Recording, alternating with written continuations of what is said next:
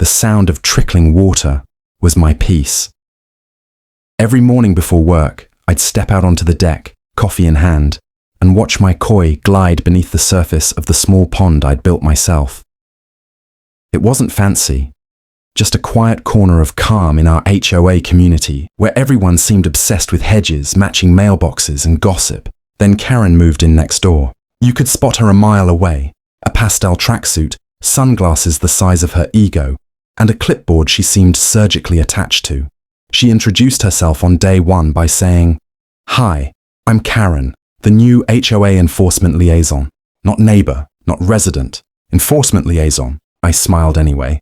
"Welcome to the neighborhood." Her eyes flicked to the pond. "That water feature of yours, is it HOA approved?" I laughed. "It's a small fish pond, not a water park." She didn't laugh back. That was the start. Every week after that, I'd get some petty email or printed notice about something new. My mailbox being too glossy, my lawn too asymmetrical, my pond attracting mosquitoes. Then, one Saturday morning, I found her standing over the pond, hands on hips. I froze mid-step. "Karen?" She jumped. "Oh, I was just checking for mosquito larvae," she said, pretending to peer into the water like she was part of animal control. I told her, as calmly as I could, that my koi eat the larvae. That's literally their job. But she waved it off with a smirk.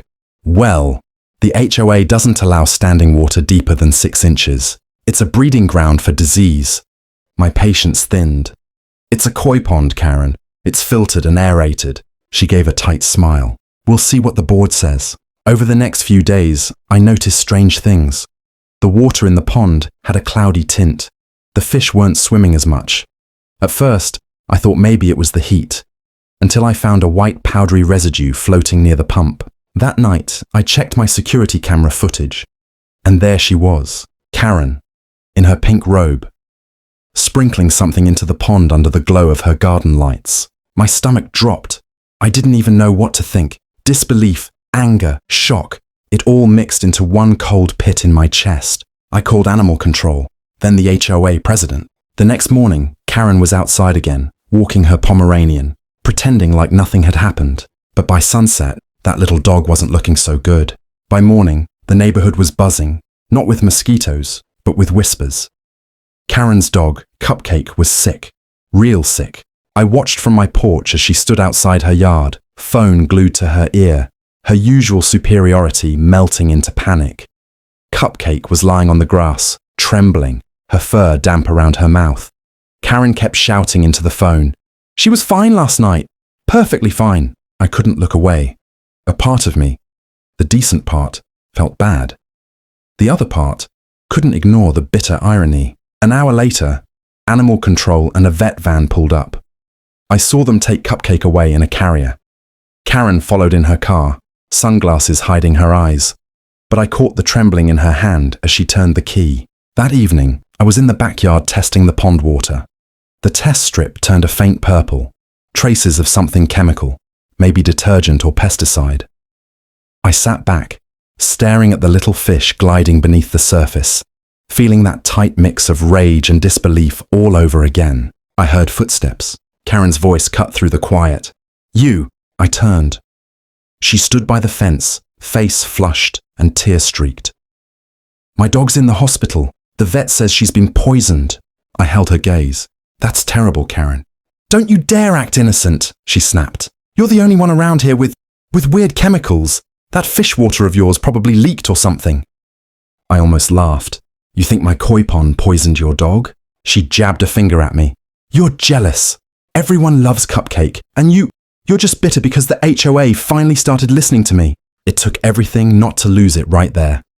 Instead, I pulled out my phone.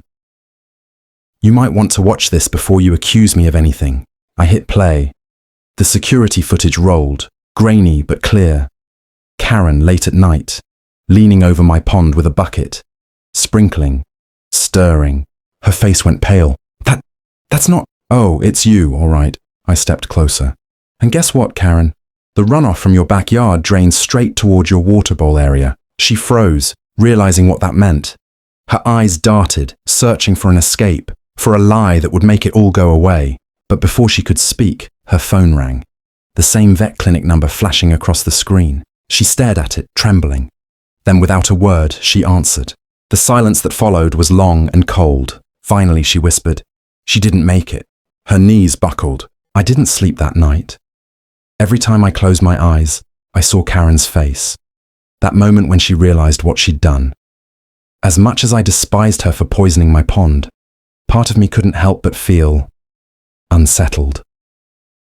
The irony was almost too cruel, but remorse, that wasn't in Karen's vocabulary. By morning, she was back in full-blown defense mode. I opened my email to find a long HOA complaint from her. The subject line read, "Urgent. Neighbor endangering community with illegal chemicals." I actually laughed out loud. She was trying to flip the script. I marched to the HOA office, a beige little building that looked like it had been decorated entirely in beige, and asked to speak with the president, Margaret.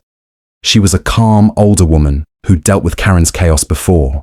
"Margaret," I said, sliding my phone across her desk. "You need to see this." She watched the footage quietly, her lips pressing into a thin line. When it ended, she looked up at me and sighed. "So she tried to poison your fish, and ended up poisoning her own dog," I added. Margaret shook her head slowly. "This is beyond anything we've dealt with before." Later that afternoon, the HOA called an emergency board meeting. Everyone came, even Karen. She wore dark glasses and a somber black dress, like she was attending a funeral. The room buzzed with tension. When Margaret played the video on the big screen, the whispers turned into gasps. Karen sprang to her feet. "That footage is edited. He's trying to frame me." I stayed silent. Margaret crossed her arms.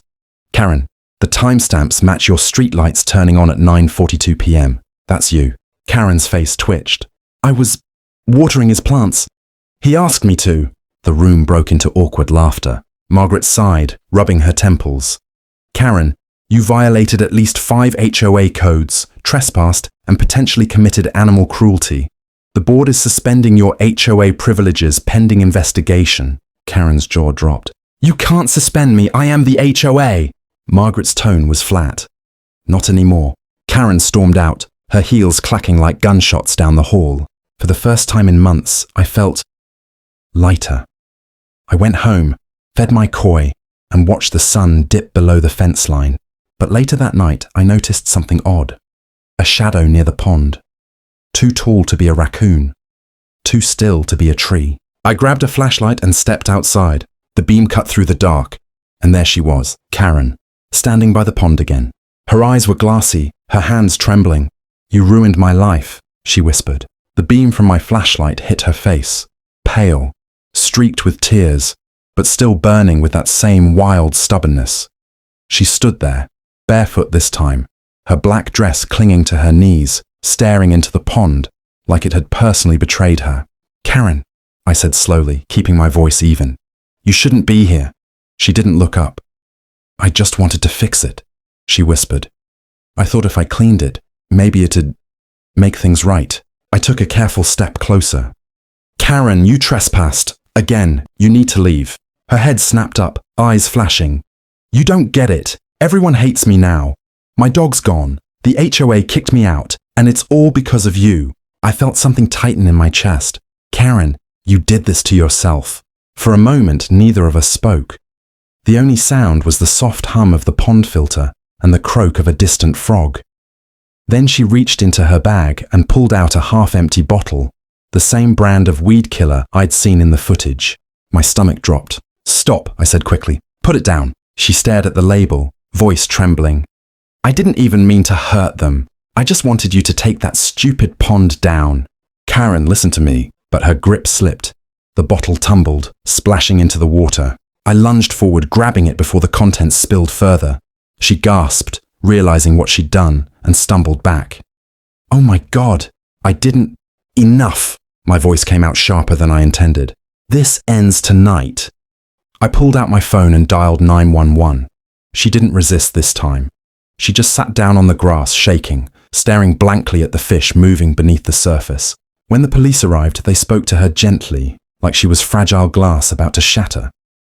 She went quietly, muttering about how she only wanted order in the neighborhood. The next few weeks were quiet. Too quiet, honestly. The HOA stayed out of my yard. No more warnings, no more threats. The pond cleared up, the koi returned to their vibrant colours, and the air finally felt light again. One afternoon, Margaret stopped by. Animal control confirmed it, she said. Whatever Karen used, it's the same compound found in her dog's system. You saved your fish just in time. I thanked her and looked out at the pond, sunlight dancing over the ripples. Funny how people like Karen always think they can control nature, control everything, but sometimes nature has a way of defending itself. And this time, it didn't need my help.